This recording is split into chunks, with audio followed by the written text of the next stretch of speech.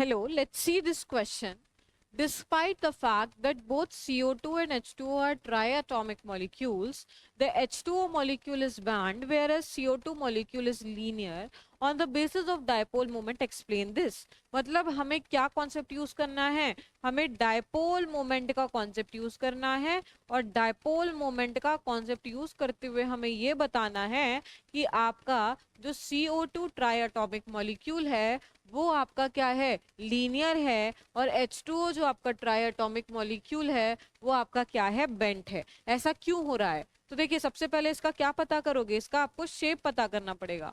तो आपको पता होगा CO2 का जो शेप होता है, CO2 का जो शेप होता है वो आपका क्या होता है, वो आपका होता है लीनियर शेप। क्या होता है बच्चों? लीनियर शेप होता है। अब लीनियर शेप होता है तो इसका जो डायपोल मोमेंट आएगा, ठीक है, वो आपका क्या आएगा, वो आपका डायपोल मोमेंट आएगा क्या, आपका डायपोल मोमेंट आएगा पॉजिटिव से नेगेटिव डायरेक्शन में, पॉजिटिव से नेगेटिव डायरेक्शन में। तो नेट डायपोल मोमेंट, एक डायपोल मोमेंट आपका इस साइड, एक डायपोल मोमेंट आपका इस साइड, तो नेट डायपोल मोमेंट क्या आया, जीरो आया। नेट डायपोल मोमेंट जीरो आया तो इसका मतलब इसका जो शेप है वो आपका क्या हो गया, वो आपका लीनियर शेप आ गया। वहीं आप अगर H2O की बात करें तो H2O जो होता है वो आपका बेंट होता है।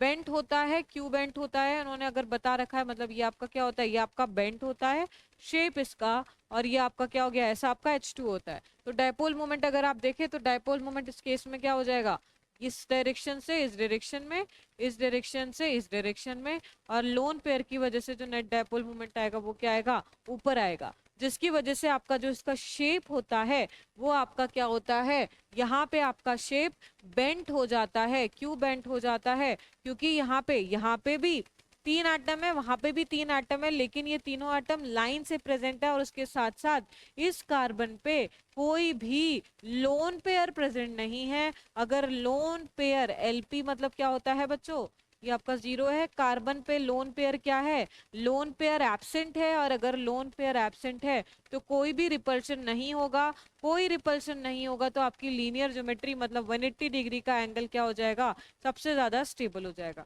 वहीं अगर यहाँ पे बात करते हैं तो यहाँ पे क्या हो जाएगा, इस ऑक्सीजन पे आपको दो लोन पेयर दिख रहे हैं, तो ये दोनों लोन पेयर क्या करेंगे, इसको क्या करेंगे, लीनियर नहीं रहने देंगे, नीचे क्या करेंगे, धक्का देंगे, नीचे धक्का देंगे, तो एंगल जो होता है वो क्या हो जाता है, 180 डिग्री से कम हो जाता है। और अगर 180 डिग्री से कम हो जाता है तो आपका जो डायपोल मोमेंट है उस केस में जीरो आ रहा है। यहाँ पे जो नेट डायपोल मोमेंट आता है वो नेट डायपोल मोमेंट क्या आता है, net dipole moment is non zero.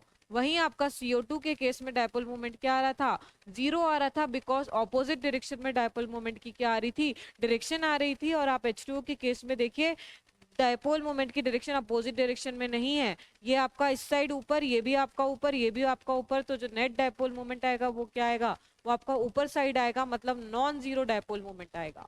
ठीक है, तो आई होप आपको फर्स्ट वाला पार्ट समझ में आ गया होगा। सेकेंड पार्ट देखिए, among water and dimethyl ether which molecule has a larger bond angle despite having the same central atom with the same hybridisation.